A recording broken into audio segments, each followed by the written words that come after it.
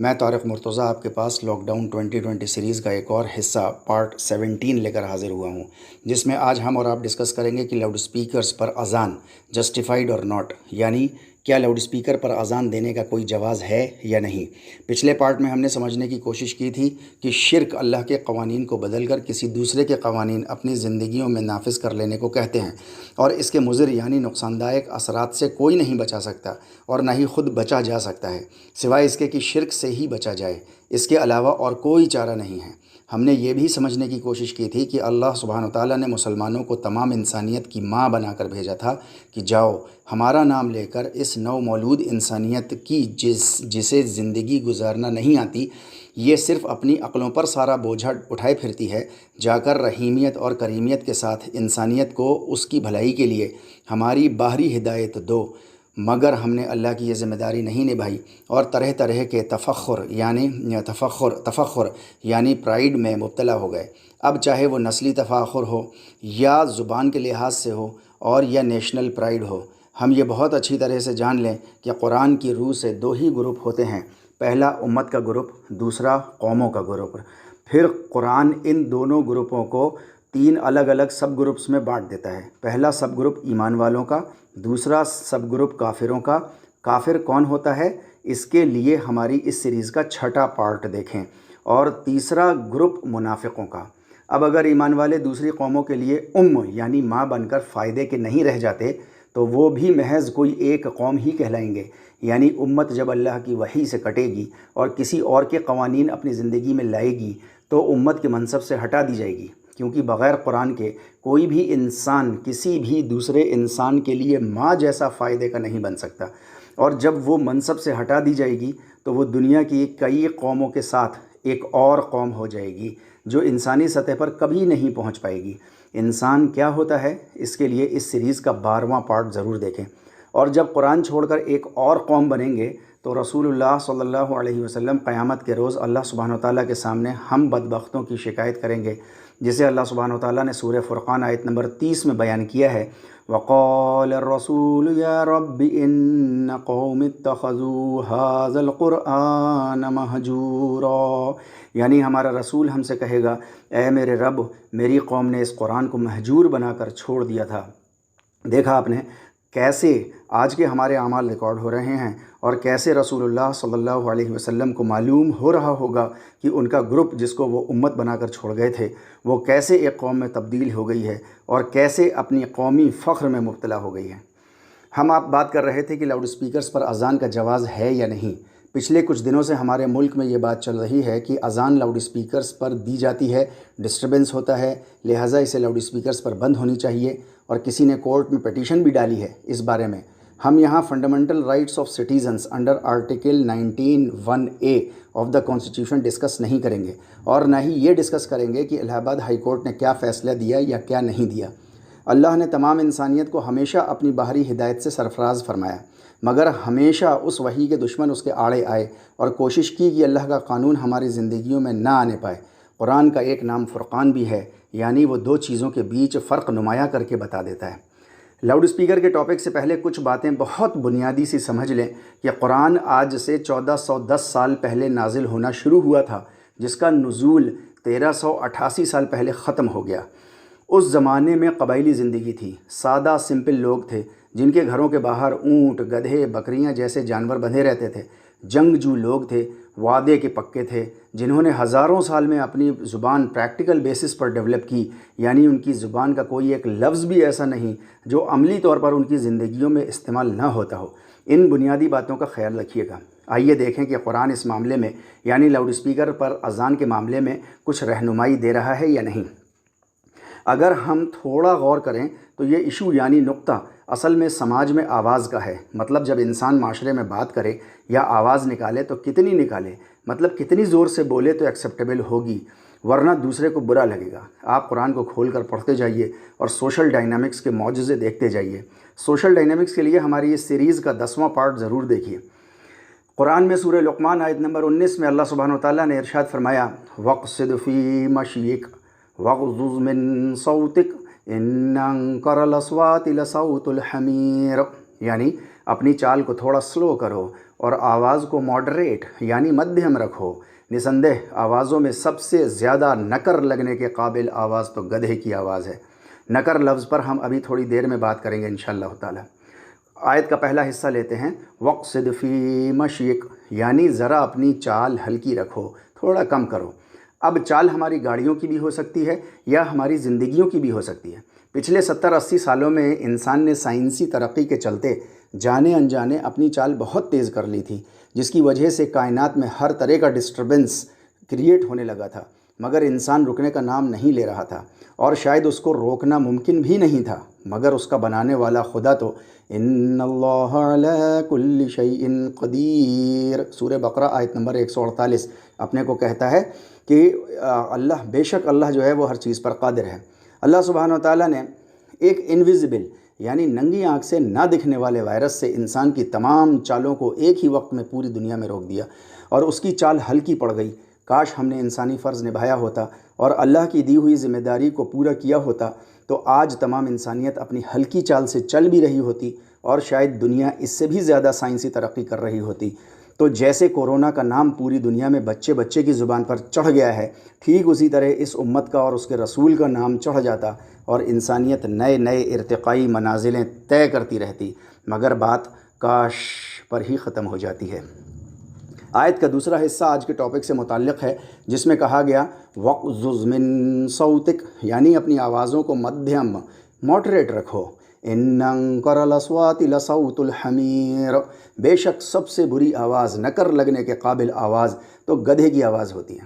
اس آیت میں انکر لفظ یعنی نکر قابل غور ہے۔ اس لفظ کے کئی معنی ہوتے ہیں، جیسے سزا کے ساتھ ٹھکرائی جانے والی، سزا کے ساتھ برا بھلا کہلوانے والی، نفرت دلانے والی، یا بغاوت کے قابل بنا دینے والی، جس کی وجہ سے الزام لگایا جائے، ایک دوسرے کو دھوکہ دینے والی، عقل سمجھ کو دھوکہ دینے والی، مصیبت بھری زندگی لے کر کے آنے والی، اچھے کو برے سے بدل دینے والی، اپنی اصل پہچان کو کھو دینے والی، انجان لوگ کسی چیز کو ایسے بدل دینا کہ وہ اپنی اصل حالت میں نہ پہچانی جا سکے، اور سب سے آخری اس کا مطلب جو ہمارے اور آپ کے لیے بہت امپورٹنٹ ہے، انجان اپنے سے الگ، یعنی جو کہہ رہا ہے انجان اس کے لیے انجان، جو کہہ رہا ہے نکر یا انکر کر دیا جائے گا، وہ اپنے سے الگ اس کو کہہ رہا ہے۔ یعنی اپنی آواز مدھیم رکھو، اور بے شک گدھے کی آواز تو ایسی ہوتی ہے جس کو سزا کے ساتھ ٹھکرایا جاتا ہے، اس آواز کو برا بھلا کہا جاتا ہے، نفرت کے قابل آواز ہے جس کی وجہ سے الزام لگ جاتا ہے، مصیبت بھری آواز ہے، اچھے حالات کو برے میں بدلنے والی آواز ہے، ایسی آواز ہے جو اپنی اصل کو ویسا نہیں دکھنے دیتی جیسے کہ وہ اصل میں ہے، اور اس کی آواز تو ایسی ہوتی ہے جو اپنے سے الگ کر دیتی ہے، انجان ہوتی ہے۔ ان معنوں کو ذرا ذہن میں رکھیے گا۔ اب آئیے زندگی کی کچھ حقیقت پر غور کریں۔ پچھلے 60-70 سالوں میں ہمارے چاروں طرف کانکریٹ جنگل ڈیولپ ہو گیا ہے، یعنی پکی عمارتیں بن گئی ہیں، جہاں سے گدھے تقریباً بالکل ناپید ہو گئے ہیں، یعنی غائب ہو گئے ہیں، اور اب جن بچوں کی عمر 20-25 سال کی ہو گئی ہے، وہ شاید پہلی جنریشن ہے جس نے سچ میں جیتے جاگتے گدھے نہیں دیکھے ہیں، اور جب اسے نہیں دیکھا تو ظاہر سی بات ہے کہ اس کی آواز کا بھی انہیں سینس نہیں ہے۔ میں اکثر سوچا کرتا تھا کہ آخر اللہ سبحانہ و تعالیٰ نے خود گدھا بنایا اور خود ہی اس کی آواز رکھی اور خود ہی اس کی برائی بھی کر دی کہ اس کی آواز ایسی بری ہے۔ ویسے تو اللہ سبحانہ و تعالیٰ مالک ہیں، جو چاہیں کریں کہیں، مگر وہ بھی اس عالم خلق میں بنا کسی قانون کے کوئی کام نہیں کرتے۔ سوچتا تھا آخر کیا حکمت ہو سکتی ہے اس آیت کی۔ الحمدللہ اللہ سبحانہ و تعالیٰ نے خود اس آیت کا راز بھی کھولا۔ آج ہمارے پاس آواز کی سائنس یعنی ایکوسٹکس موجود ہے، جو بتاتی ہے کہ آواز کو ناپنے کا یونٹ ڈیسیبل ہوتا ہے۔ جس طرح سے پانی جیسی چیزیں ناپنے کے لیے لیٹر ہوتا ہے، یا لمبائی کو ناپنے کے لیے centimetre, inch, feet, kilometre ہوتا ہے، اسی طرح آواز کو ناپنے کے لیے ڈیسیبل یونٹ ہوتا ہے، جس کو شارٹ فارم میں ڈی بی، اسمال ڈی اور کیپٹل بی لکھتے ہیں۔ آئیے جاننے کی کوشش کریں کہ کچھ چیزیں کتنی ڈی بی پر ہوتی ہیں۔ مثال کے طور پر پتا جب اپنے پیڑ سے گرتا ہے تو وہ 10 ڈیسیبل پر گرتا ہے۔ گھر میں جو نارمل بات چیت ہوتی ہے وہ 60-65 ڈیسیبل پر ہوتی ہے، 60-65 ڈیسیبل۔ مارکیٹ میں جو ہمیں آواز سنائی دیتی ہے عام طور سے وہ 70 ڈیسیبل کی ہوتی ہے۔ کار کا ہارن کی آواز جو ہمیں 5 فٹ کے دائرے میں سنائی دیتی ہے وہ 110 ڈیسیبل کی ہوتی ہے، اور بڑا پٹاخہ جو ہمارے 10 فٹ کے دائرے میں اگر پھٹ جائے تو وہ 140 ڈیسیبل کا ہوتا ہے، اور گدھے کی آواز 80 ڈیسیبل کی ہوتی ہے۔ اس کو یاد رکھیے گا، گدھے کی آواز 80 ڈیسیبل، یعنی قرآن کی میکزیمم منظور کی ہوئی آواز 80 ڈیسیبل ہے۔ اگر اس سے زیادہ گئی تو اللہ سبحانہ وتعالیٰ کی طرف سے نکر لگا دی جائے گی، دوشی ٹھہرا دی جائے گی یہ آواز، الزام لگا دیا جائے گا وغیرہ وغیرہ۔ دیکھیے 10 سے 20 ڈیسیبل اگر ہوتا ہے تو وہ بہت کمزور آواز کہلاتی ہے، عام طور سے وہ انسانوں کے کانوں کو نہیں سنائی دیتی۔ 30 سے 60 ڈیسیبل کی آواز جو ہے وہ ماڈریٹ ہوتی ہے، جس کو قرآن کہتا ہے وغضض من صوت، وغضض ماڈریٹ، مدھیم رکھو اپنی آواز کو، وہ 30 سے 60 کے بیچ کی آواز ہے۔ 70 اور 80 کے بیچ کی آواز جو ہے وہ زور کی آواز ہے، جس کو قرآن کہتا ہے صوت الحمیر۔ پھر اس کے بعد 90 سے 110 تک بہت تیز، ویری لاؤڈ، اور 120 سے 140 ایکسٹریملی لاؤڈ یا پینفل آواز ہوتی ہے۔ قرآن ہم کو آپ کو کہتا ہے کہ آواز مدھیم رکھو، یعنی ماڈریٹ رکھو، یعنی 30 سے 60 کے بیچ میں رکھو۔ اور صوت الحمیر، اور اگر گدھے کی سی آواز کرو گے تو وہ لاؤڈ آواز ہو جائے گی، وہ 70 اور 80 کی ہو جائے گی، اور میکزیمم 80 ہے۔ یعنی کہ قرآن صرف 80 ڈیسیبل کی اجازت دیتا ہے کہ سماج میں جب تم دوسرے انسان کے ساتھ رہو تو 80 ڈیسیبل سے زیادہ کی آواز نہیں نکلنی چاہیے۔ لاؤڈ اسپیکر کی آواز کتنی ہوتی ہے؟ اس کو جاننے سے پہلے یہ جاننا بہت ضروری ہے کہ لاؤڈ اسپیکر کی ایجاد قریب 1912 میں ہوئی۔ تب سے لے کر 1926-27 تک ہمارے یہاں لاؤڈ اسپیکر کے خلاف پوری دنیا میں کئی 100 فتوے جاری ہوئے، جس میں ہر فتوے میں یہ ضرور لکھا گیا کہ چونکہ یہ لاؤڈ اسپیکر موسیقی یعنی میوزک کا آلہ ہے، اس لیے یہ ہماری مساجد اور دینی تقریبوں فنکشنز میں داخل نہیں ہو سکتا۔ مگر امت کے فتوے 1927 کے بعد آنے بند ہو گئے، اور 1930 میں پہلی بار مسجد میں لاؤڈ اسپیکر داخل ہو گیا۔ غور کرنے کی بات یہ ہے کہ یہ لاؤڈ اسپیکر کا پہلے مسجد کے اندر داخل ہونا ایک آفت تھی۔ پھر دہرا دوں، غور کرنے کی بات ہے کہ یہ لاؤڈ اسپیکر کا پہلے مسجد میں داخل ہونا ایک آفت تھی، اور جب داخل ہو گیا تو اب اس کو مسجد سے نکالنا ایک آفت ہے۔ بہرحال یہ المیہ امت کا تقریباً ہر سائنسی ایجاد کے ساتھ رہا ہے۔ اسے امت کی بدقسمتی نہ کہیں تو اور کیا کہا جائے۔ یہاں یہ غلط فہمی نہ پال لیجئے گا کہ میں لاؤڈ اسپیکرز کو مسجدوں سے باہر نکالنے کی وکالت کر رہا ہوں، نہیں، بلکہ ہم یہ سمجھنے کی کوشش کر رہے ہیں کہ اللہ سبحانہ وتعالیٰ نے اس آواز کی سوشل ڈائنامکس کے معاملے میں کیا رہنمائی فرمائی ہے، کہ سماج میں کتنی ڈیسیبل کی آواز جانی چاہیے۔ تو ہم نے دیکھا کہ قرآن 80 ڈیسیبل کی لمٹ لگاتا ہے اور کہتا ہے اگر 80 ڈیسیبل سے اوپر آواز گئی تو نکر لگا دی جائے گی، یعنی اس کی زندگی مصیبت بھری ہو جائے گی، اس کے اوپر الزام لگا دیا جائے گا، وہ مجرم ٹھہرایا جائے گا، اور وہ مجھ سے الگ ہوگا، وغیرہ وغیرہ۔ آپ کو جان کر حیرت ہوگی کہ ہماری مساجد میں سے لاؤڈ اسپیکرز 200 ڈیسیبل پر آواز نکالتے ہیں۔ اب دیکھیے قرآن نے کتنے کی پرمیشن دی ہے؟ میکزیمم، سب سے زیادہ 80 ڈیسیبل کی، اور ہمارے لاؤڈ اسپیکرز کتنی ڈیسیبلز نکال رہے ہیں؟ 200 ڈیسیبل۔ اب بتائیے کیا مسجدوں کے لاؤڈ اسپیکرز قرآن کا حکم نہیں توڑ رہے؟ اور اس توڑنے پر کیا امت کے اوپر نکر نہیں لگائی جا رہی ہے؟ اور جو بھونپو ہماری تقریبات، فنکشنز میں جن کو ہم دینی تقریب کہتے ہیں میں لگتے ہیں، وہ تو 400 ڈیسیبل تک کی آواز پر سیٹ کیے جاتے ہیں۔ نکر لفظ کے سب سے آخری معنی کو یاد کیجئے، یعنی ہم سے الگ، جس سے ہم انجان ہوں۔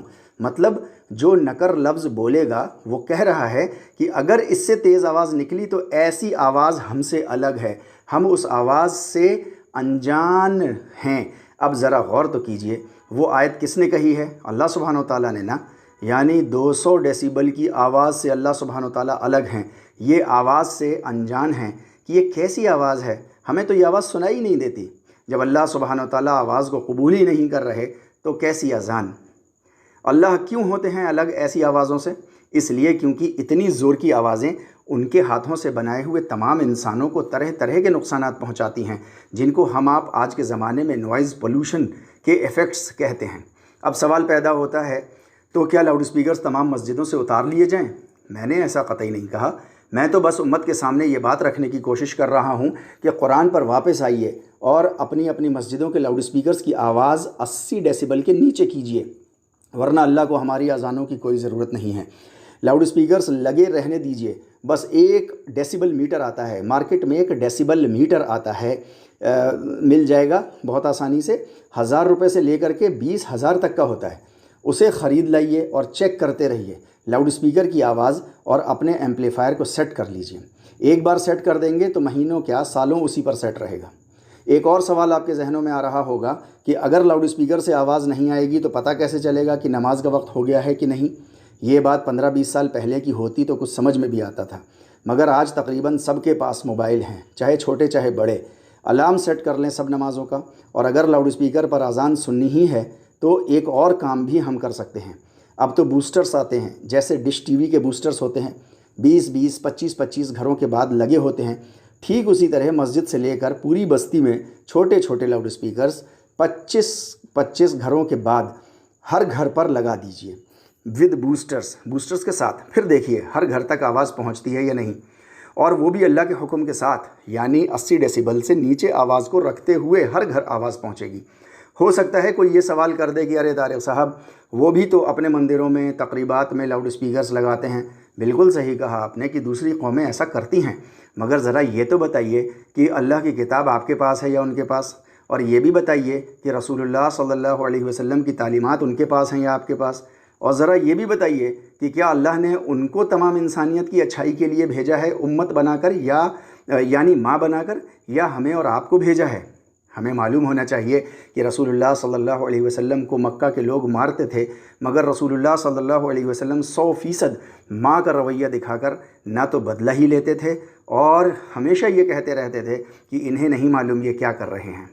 بہت معذرت کے ساتھ یہ کہنے پر مجبور ہوں کہ اگر کسی مسلمان نے قرآن سے آواز کا یہ سیکرٹ سیکھ کر دنیا کو دیا ہوتا کہ سوسائٹی میں 80 ڈیسیبل سے زیادہ آواز نقصان کی آواز ہوتی ہے، تو آج بات کچھ اور ہی ہوتی، مگر انسانیت نے بہت سال ٹھوکریں کھا کر سیکھ لیا بنا ہماری مدد کے کہ نوائز پولوشن کا لیول کیا ہونا چاہیے، اور 80 ڈیسیبل سے زیادہ آواز پر سائیکولوجیکل، فزیولوجیکل، سوشل وغیرہ وغیرہ نقصانات ہو جاتے ہیں انسان کو۔ تو آج امت کی وقت یعنی عزت کچھ اور ہوتی، مگر کاش ہمیں اور ہمارے بچوں کو قرآن نازلے سے اوپر اٹھ کر پڑھایا گیا ہوتا، کاش قرآن سمجھایا گیا ہوتا، کاش۔ اب جب کہ ہمارا کوئی کنٹریبیوشن نہیں ہے تو شکایت کس بات کی دنیا والوں سے؟ آج بہت کچھ بگڑ جانے کے بعد بھی کچھ نہیں بگڑا ہے ابھی بھی امت کا۔ آج ہم اپنے رب کریم کے پاس واپس لوٹ جائیں تو آج وہ ہم کو قبول کرنے کو تیار ہے، مگر اس کے لیے ہمیں چاہنا ہوگا اور اس کی بھیجی وحی کی روشنی میں ہمیں چل کر اسے دکھانا ہوگا، تب وہ آئے گا ہمارے پاس۔ اور جب میرا آپ کا رب ہمارے پاس آ جائے گا تو پھر کوئی قوم ہم کو اور آپ کو آنکھ نہیں دکھا پائے گی۔ اب فیصلہ ہمارا، چاہیں تو مان لیں اور اللہ کی دی ہوئی 2 ذمہ داریوں کو پورا کر دیں، یا قیامت کے روز رسول اللہ صلی اللہ علیہ وسلم کو شکایت کرنے دیں ہماری اور آپ کی کہ انہوں نے قرآن کو چھوڑ دیا تھا۔ وآخر دعوانا ان الحمد للہ رب العالمین۔ اگر ہماری اس لاک ڈاؤن 2020 سیریز کے کچھ پارٹس آپ سے مس ہو گئے ہوں تو برائے مہربانی 8279865903 پر واٹس اپ میسج ڈال دیجئے، انشاءاللہ مسنگ پارٹس آپ کو جلد از جلد بھیج دیے جائیں گے۔